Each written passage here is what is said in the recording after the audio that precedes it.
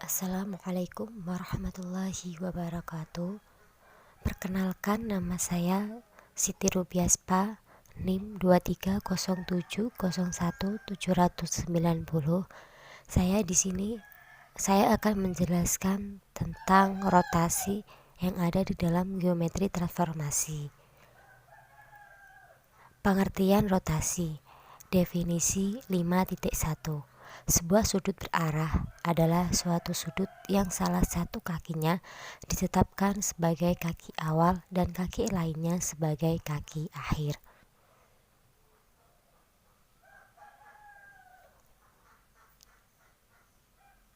Contoh 5.1. Diberikan sudut ABC seperti pada gambar di bawah ya teman-teman. Apabila kaki awalnya Anda tetapkan sinar BA dan kaki akhirnya sinar BC, maka Anda akan menetapkan sudut berarah ABC, dinotasikan seperti itu ya teman-teman. Sementara itu, apabila menetapkan kaki awalnya sinar BC dan kaki akhirnya sinar BA, maka mendapatkan sudut berarah CBA yang dinotasikan sudut berarah CBA. Seperti itu ya teman-teman. Jelaskan bahwa sudut berarah ABC tidak sama dengan sudut berarah CBA. Silakan teman-teman tonton gambar 5.1. Ke contoh 5.2. Misalkan sudut ABC 45 derajat. Gambar 5.2 ya teman-teman. Tentukan A, M sudut berarah ABC, B, M sudut berarah CBA.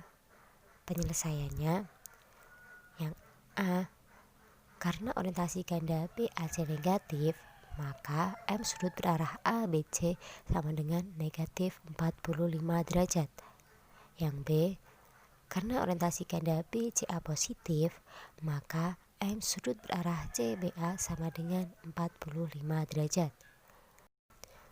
Teorema 5.1. Misalkan diberikan sudut ABC, maka M sudut berarah ABC sama dengan negatif M sudut berarah CBA. Kita buktikan teorema 5.1 ya teman-teman. Orientasi ganda BAC ini bisa positif atau negatif apabila 1. Orientasi ganda BAC positif, akibatnya M sudut berarah ABC sama dengan M sudut berarah ABC. Jika orientasi ganda BAC positif, maka orientasi ganda BCA negatif. Akibatnya, M sudut berarah CBA sama dengan negatif M sudut berarah ABC. Jadi, dapat disimpulkan M sudut berarah ABC sama dengan negatif M sudut berarah CBA. Yang kedua, orientasi ganda BAC negatif. Akibatnya M sudut berarah ABC sama dengan negatif M sudut berarah ABC. Jika orientasi ganda BAC negatif, maka orientasi ganda BCA positif. Akibatnya negatif M sudut berarah CBA sama dengan M sudut berarah ABC. Jadi M sudut berarah ABC sama dengan negatif M sudut berarah CBA. Jadi teorema 5.1 sudah terbukti ya teman-teman. Langsung ke definisi 5.2. Misalkan diberikan sudut ABC, M sudut berarah ABC ditetapkan sebagai besar ukuran sudut berarah ABC, dan M sudut berarah CBA ditetapkan sebagai besaran ukuran sudut berarah CBA atau sudut CBA. M sudut berarah ABC ada dua, yaitu M sudut ABC jika orientasi ganda BAC positif. Yang kedua, negatif M sudut ABC jika orientasi ganda BAC negatif. Definisi 5.3. Misal diberikan dua garis berpotongan I dan M tidak tegak lurus. Sudut antara I dan M ditetapkan sebagai sudut lancip yang dibentuk kedua garis tersebut.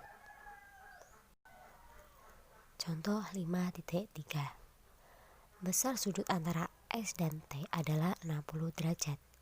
sedangkan besar sudut antara T dan U adalah 30 derajat. Lihat gambar 5.3 ya teman-teman.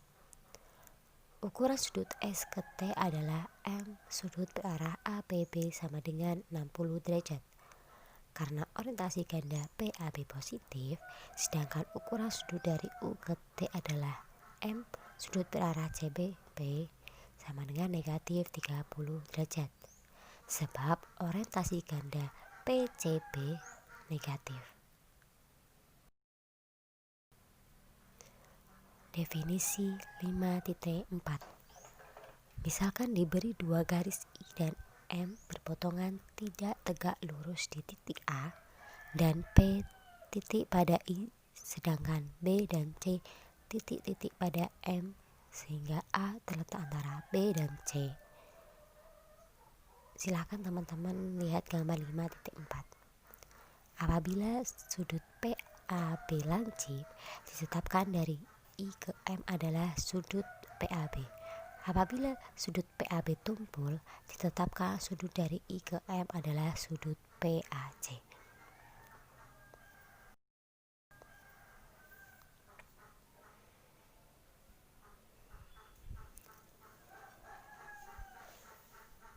Teorema 5.2. Misalkan diberikan dua garis S dan T yang berpotongan di titik A tidak tegak lurus. Andaikan P dan Q dua titik yang berbeda dari A, maka M sudut berarah PAP double aksen sama dengan M sudut berarah QAE double aksen, di mana P double aksen sama dengan mu T mu S P dan Q double aksen mu T mu S Q. Bukti, ada 4 kasus, yaitu P, Q anggota S. Yang kedua, P anggota S, Q tidak anggota S. Yang ketiga, P tidak anggota S, Q anggota S. Atau yang terakhir, P tidak anggota S, Q tidak anggota S. Nah, untuk kasus P tidak anggota S dan Q anggota S atau P anggota S dan Q tidak anggota S, pembuktian serupa maka dianggap kasus serupa, sehingga hanya ada 3 kasus. Yang pertama, P, Q anggota S. Yang kedua, salah satu dari P atau Q anggota S. Dan terakhir, P tidak anggota S, Q tidak anggota S. Untuk kasus P, Q anggota S, mu T mu S A sama dengan mu T mu S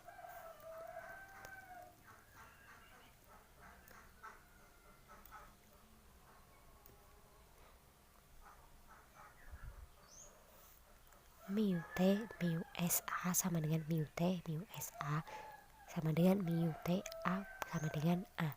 Namakan peta ini A double absen. Jadi A double absen sama dengan A. Karena mu T mu S masing-masing isometri dan A, Q dan P kolinier, maka A sama dengan A double absen, Q double absen, P double absen juga kolinier. Akibatnya M sudut berarah PAP double absen sama dengan sudut QAE double absen. Dilihat gambar 5.5 ya teman-teman. Untuk kasus P tidak anggota S, Q anggota S, misalkan P aksen sama dengan mu S P, maka M sudut berarah PAQ dan M sudut QAP aksen. Misal P double absen sama dengan mu T P aksen dan B anggota T, maka M sudut berarah P aksen AB sama dengan M sudut BAP double aksen.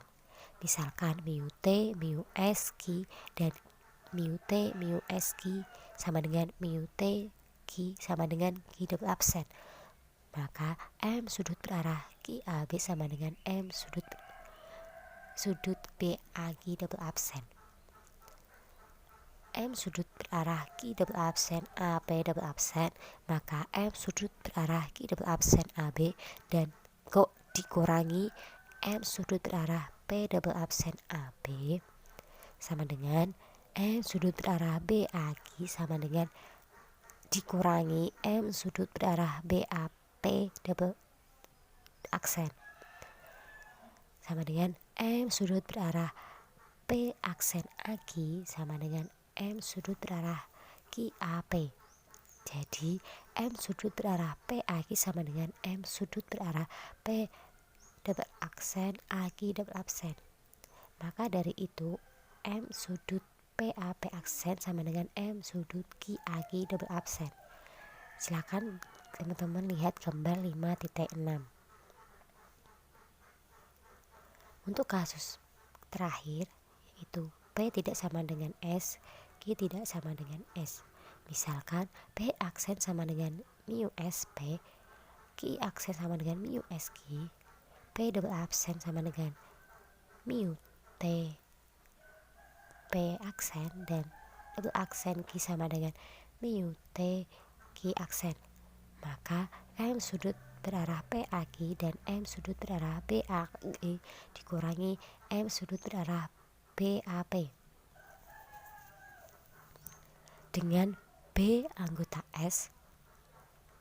M sudut berarah PAQ sama dengan M sudut berarah Q aksen AB dikurangi M sudut berarah P aksen AB sama dengan M sudut berarah Q aksen AP aksen sama dengan M sudut berarah CAP aksen dikurangi M sudut berarah CAQ aksen sedangkan C anggota T sama dengan M sudut berarah P double absen AC dikurangi M sudut berarah Q double absen AC sama dengan M sudut berarah P double absen A Q double absen. Jadi M sudut berarah PAP double absen sama dengan M sudut berarah QAQ double absen. Silakan teman-teman lihat gambar 5.7. Jadi dapat disimpulkan bahwa M sudut berarah PAP double absen sama dengan M sudut berarah QAQ double absen jika P double absen sama dengan mu T mu SP dan Q double absen sama dengan mu T mu SQ. Definisi 5.5. Andaikan A sebuah titik pada bidang euclid V dan P sebuah bilangan real yang memenuhi P kurang dari negatif 180 derajat dan Q lebih dari 180 derajat, sebuah rotasi mengelilingi A dan sebuah rotasi rho A P yang ditetapkan sebagai berikut. Untuk P anggota V A rho yang A rho A P jika P sama dengan A. Yang B rho A P sama dengan P aksen sehingga M sudut PAP aksen sama dengan P dan AP aksen sama dengan AP jika P tidak sama dengan A. Contoh 5.4. Diberikan titik A, Q dan P. Lukisan A rho A 60 derajat P, B yang B rho A negatif 60 derajat Q. Penyelesaian yang A. 1. Buat garis AP. Yang kedua, buat sudut PAB sama dengan 60 derajat. Yang ketiga, buat P aksen anggota garis arah AB sehingga AP aksen sama dengan AP dikalikan rho A 60 derajat P sama dengan P aksen. Yang B 1. Buat garis AK. Yang kedua, buat sudut QAC sama dengan negatif 60 derajat. Yang ketiga, buat Q aksen anggota garis arah AC sehingga AK aksen sama dengan AK. Jadi rho A negatif 60 derajat Q sama dengan Q aksen.